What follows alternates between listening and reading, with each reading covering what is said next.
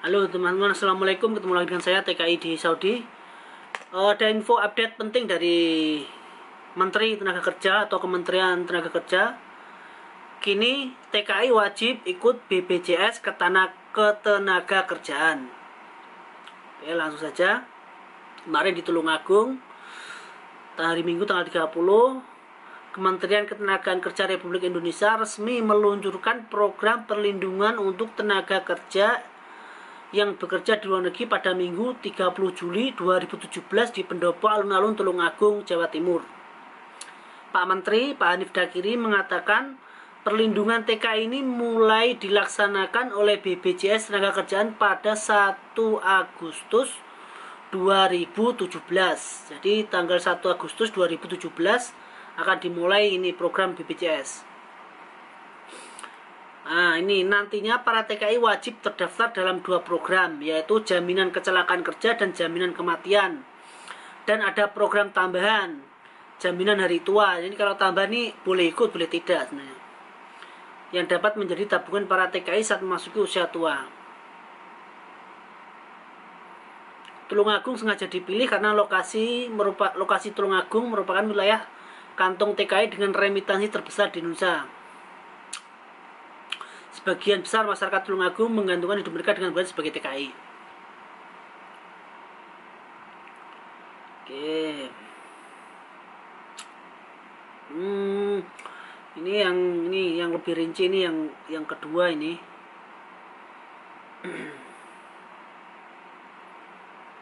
Ini anak TKI yang meninggal dunia mendapat beasiswa hingga sarjana. Ini sama, ini beritanya di Tulungagung, cuman ini lebih rinci. Tadi itu nantinya para TKI wajib terdaftar dalam program ya. Ini ada penjelasan dari Direktur Utama BPJS Ketenagakerjaan Agus Susanto menyatakan pihaknya telah melakukan koordinasi dengan seluruh stakeholder untuk melaksanakan perlindungan TKI ini dan menyatakan kesiapan BPJS Ketenagakerjaan dalam melaksanakan perlindungan TKI ini. Skema perlindungan TKI ini sudah mulai sejak sebelum TKI ditempatkan, saat penempatan hingga TKI kembali ke Indonesia, dan iuran sebesar Rp370.000. Calon TKI atau TKI sudah mendapat perlindungan dalam 2 program, yaitu JKK dan JKM. JKK itu jaminan ketenagakerjaan kesehatan dan jaminan ketenagakerjaan kematian. Manfaat lain adalah mengenai manfaat beasiswa atau pelatihan kerja yang didapatkan oleh anak dari calon TKI atau TKI yang meninggal dunia karena kecelakaan kerja. Anak dari peserta yang meninggal dunia juga diberikan beasiswa sampai lulus sarjana atau diberikan pelatihan kerja. Ini merupakan manfaat dari program JKK. Selain juga untuk ahli warisnya berhak mendapatkan 85 juta. Jadi selain dapat 85 juta kalau kita meninggal ya, misalkan di luar negeri ya, anaknya dapat pelatihan atau beasiswa. Selain manfaat yang disebutkan, perlindungan lainnya saat penempatan kerja di luar negeri seperti meninggal dunia, baik meninggal biasa ataupun karena tindak kekerasan fisik, pemerkosaan atau pelecehan seksual, cacat total tetap, cacat anatomis maupun cacat kurang fungsi juga masuk dalam perlindungan JKK. Kami juga memberikan perlindungan atas risiko hilang akal budi yang dikategorikan sebagai kecelakaan kerja jika terjadi saat TKI bekerja di luar negeri. Selama TKI bekerja di luar negeri, perlindungan atas risiko JKK ini diberikan selama 24 jam 7 hari seminggu. Dirinya berharap semua pihak dapat mendukung implementasi pelaksanaan jaminan kesehatan TKI karena TKI sebagai pahlawan devisa negara harus terlibat untuk menjamin kesehatan TKI dan anggota TKI. Ini penjelasan Ketua BPJS ya. Ketua BPJS. Oke. Nah, sekarang saya akan mencoba memahami ini ya, memahami menurut opini saya sendiri ya. Setelah kemarin KTKLN, ini giliran sekarang pemerintah menurunkan BPJS. Jadi sama, kemarin KTKLN juga asuransi, ini juga asuransi. Jadi pada prinsipnya asuransi itu adalah gini saja. Asuransi adalah kita membayar sejumlah uang, kemudian dalam jangka waktu tertentu kalau tidak terjadi apa-apa maka kita tidak bisa mengklaim, jadi uangnya tidak bisa kembali. Jadi uang itu ya seperti iuran itu. Dan sejarahnya juga sejarahnya panjang sih. Kalau menurut saya juga bagus ini asuransi.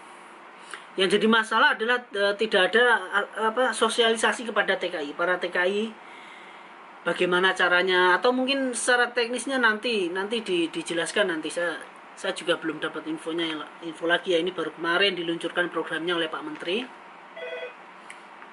Sekarang saya akan coba memahami apa sih manfaat. Aduh, ini jatuh.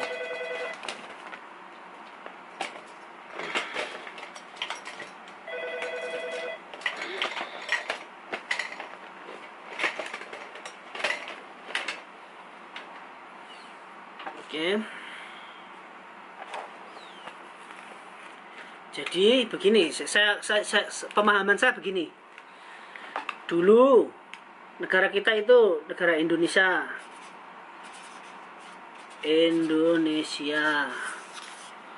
Dulu sebelum penduduknya banyak itu cukup kita di Indonesia saja. Jadi mencari makan, mencari nafkah di Indonesia cukup karena penduduknya sedikit.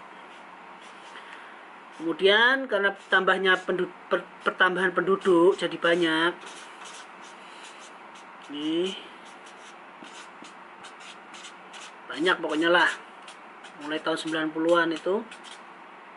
Maka jumlah lapangan pekerjaan di Indonesia tidak cukup. Jadi lapangan pekerjaan tidak cukup. Kerja tidak cukup untuk ini masyarakat ini. Nah, akhirnya masyarakat punya inisiatif mencari kerja kemana saja lah. Dulunya ada transmigrasi atau apa gitu. Akhirnya ya keluar negeri.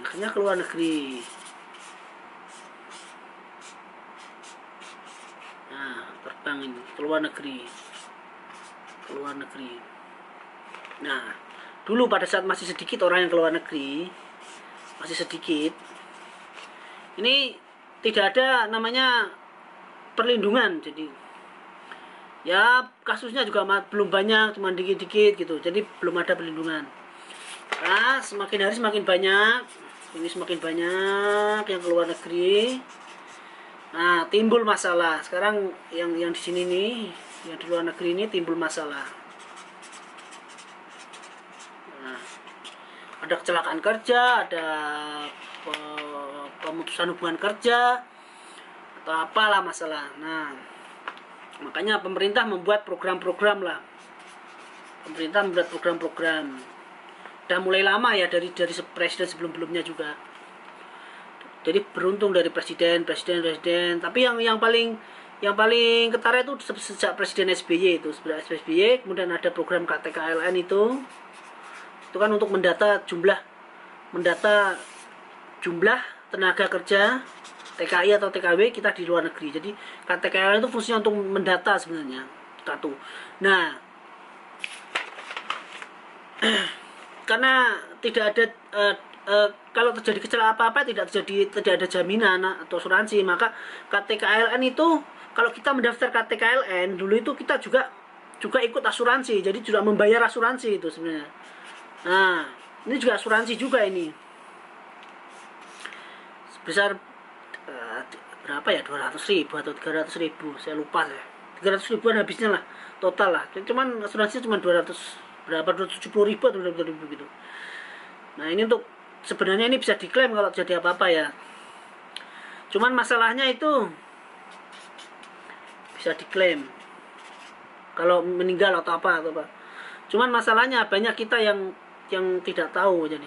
Dan SDM pejabat kita di Indonesia itu tidak cuek gitu, masa bodoh, terserah, kalau nggak diurus ya nggak itu gitu. Dan banyak itu relawan itu relawan yang ngurusin ya, teman-teman kita itu. Harusnya kan itu kan tugas negara ya. Nah, makanya sekarang ketika KTKLN yang kemarin katanya Pak Presiden itu nggak wajib KTKLN, itu sekarang udah nggak wajib karena emang KTKLN itu sebenarnya hanya cuma pendataan berapa yang bekerja ke luar negeri.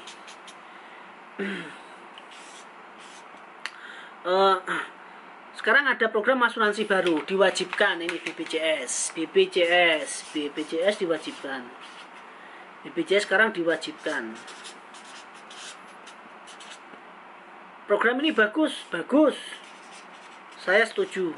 Cuman, nah ini satu, kurang sosialisasi.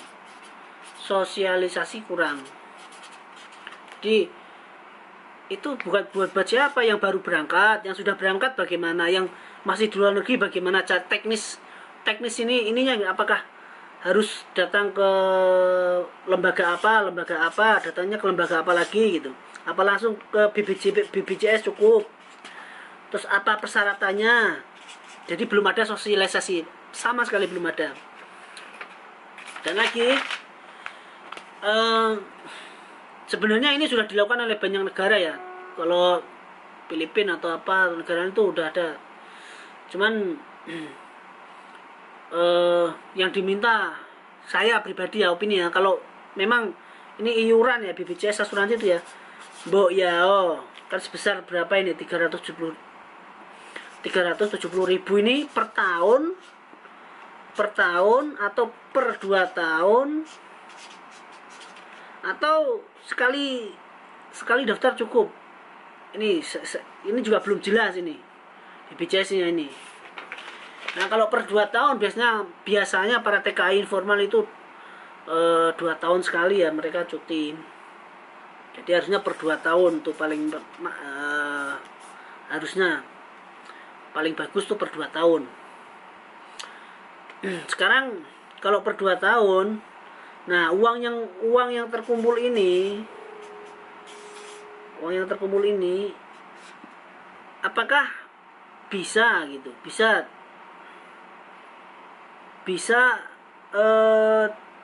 diinvestasikan ke perlindungan TKI-nya. Jadi ke perlindungan TKI-nya misalkan dibentuk apa gitu di negara, misalkan di Saudi gitu, ada dari pemerintah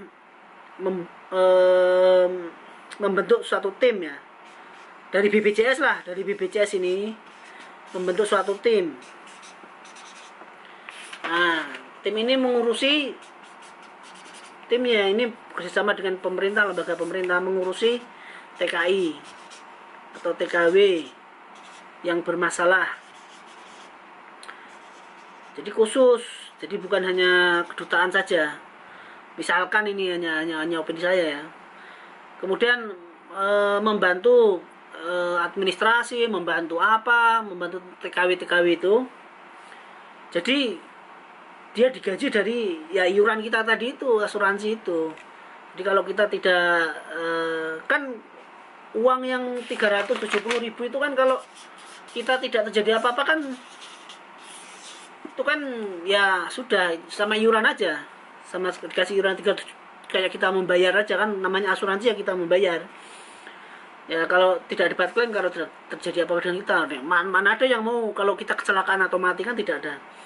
Nah ini kalau 370 ribu kali berapa juta aja TKI, banyak ini, cukup untuk membuat sebuah tim atau organisasi atau apalah, pokoknya saya tidak tahu, yang bisa membantu meluruskan kan kebanyakan TKI kita itu banyak yang berjuang sendiri ya. Banyak itu TKI kita yang berjuang tuh sendiri, dan bahkan apa ya, partisipasi pemerintah itu kurang. Jadi bahkan kalau di Saudi itu ada relawan di mana saja lah ya, TKI ya, antar teman-teman TKI kita sendiri bagus, mereka menggalang sendiri, menolong teman-temannya sendiri, tapi ya kemampuannya ya segitu aja. Relawan kita kan ya namanya tidak punya akses yang lebih luas, kecuali kalau negara punya akses ya. Jadi ini bagi saya ini bagus, cuman ya belum ada sosialisasi. Kemudian programnya kalau cuma asuransi itu saja sangat disayangkan ya. Jadi harusnya ada mereka menempatkan perwakilan di tiap negara yang ada TKI banyak itu. Bagaimana dengan TKI yang tidak pulang, kita ngurusnya di mana gitu. Terus itu bisa memberi informasi kepada para TKI TKW itu. Dan ini mungkin nanti ada update info selanjutnya. Semoga hanya cukup ini saja lah hari ini ya. Jadi BPJS akan diwajibkan kepada para TKI. Ini pemerintah yang ngomong ya. Semoga semoga baik bagi kita TKI ini. Dan oke, cukup saya rasa info hari ini. Wassalam, terima kasih. Ciao.